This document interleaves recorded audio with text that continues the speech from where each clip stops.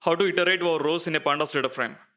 Consider that we are given a data frame with 3 rows and 3 columns. Now we need to iterate over this data frame. To iterate over the rows of a given data frame, you can use the iterrows function of the DataFrame object.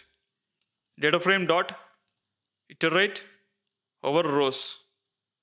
Now this function returns an iterator yielding index and row data for each row.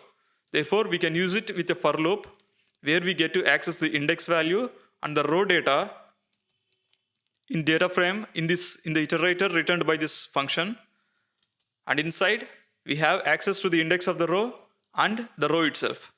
Inside the for loop, let us print the index and print the row to the output.